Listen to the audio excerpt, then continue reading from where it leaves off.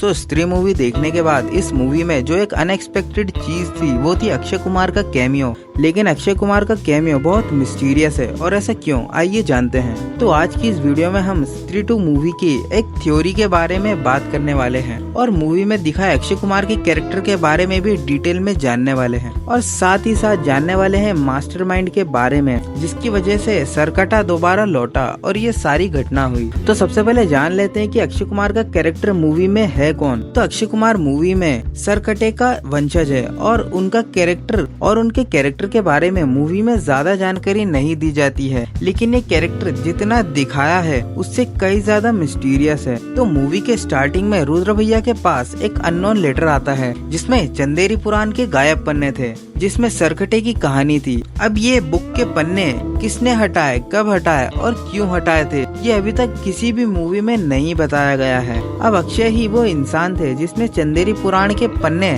रुद्र भैया को भेजे थे, पर ये पेज अक्षय के पास कैसे पहुँचे, और अक्षय कुमार को चंदेरी में हुई घटना और रुद्र और विक्की के बारे में कैसे पता, ये भी नहीं बताया गया। अब इतनी सब जानकारी होना और ये लेटर भेजना किसी पागल खाने में बैठे व्यक्ति के लिए बिल्कुल भी पॉसिबल नहीं है। अब ऐसा हो सकता है कि अक्षय सिर्फ मानसिक रोगी होने की एक्टिंग कर रहे हैं, क्योंकि विक्की और उसके दोस्तों से बात करते टाइम भी वो नॉर्मल लग रहे थे, और सरकटे को मारने का तरीका पूछने पर भी उन्होंने उसे मारने का तरीका बता दिया था। अब ऐसा हो सकता है कि ये शुरुआत से ही अक्षय का ही प्लान था, और उसी ने चंदेरी पुराण के वो पन्ने गायब करवाए थे, जिससे कि रुद्र भैया और बाकी लोग ये ना जान पाए कि सरकटा नाम का भी कोई है। और अक्षय ये जानता था कि सरकटा तब तक कैद में है जब तक स्त्री आजाद है, और वो ये चाहता था कि विक्की और उसके दोस्त मिलकर स्त्री को हरा दे, जिसके बाद सरकटा आजाद हो जाए। और फिर अक्षय ने खुद ही सरकटे के बारे में रुद्र भैया को लेटर के जरिए बताया,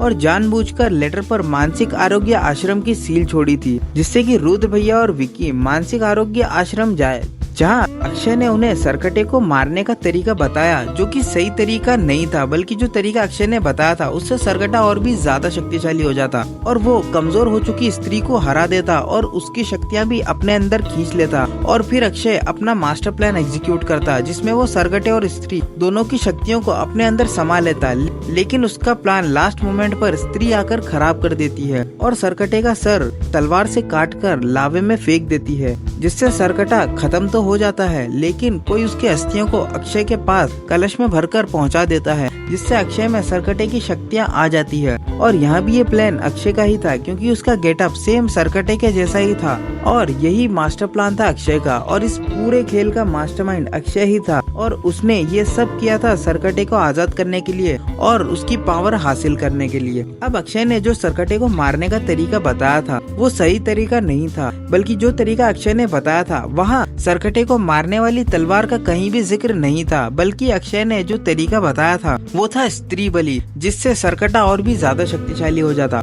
और अगर अक्षय इस सरकटे को मरवाना ही चाह रहा था तब वो सही तरीका बताता, जो कि वो तलवार थी जिससे सरकटे का सर काटा गया था और उसे मारा गया था। लेकिन अक्षय यह चाहता था कि सरकटा स्त्री की शक्तियों को अपने अंदर संभाले, और फिर अक्षय उस तलवार से सरकटे को मारकर उन दोनों की शक्तियों को अपने अंदर संभाले, या फिर अक्षय के पास ऐसा और कोई भी तरीका होगा जिससे वो सरकटे की शक्तियों को अपने अंदर समाकर शक्तिशाली बन जाए। अब आगे क्या होगा ये तो सिर्फ वक्त और मेकर ही जाने। तो ये थी हमारी एक थ्योरी। अब आप लोगों का इस थ्योरी के बारे में क्या ओपिनियन है, कमेंट करके जरूर बताएं, और ऐसे ही इंटरेस्टिंग कंटेंट को देखने के लिए हमसे जुड़े रहें। सो आज के लिए बस इतना ही, मिलते हैं नेक्स्ट वीडियो में। Till then stay safe, stay healthy. जय हिंद, वंदे मातरम।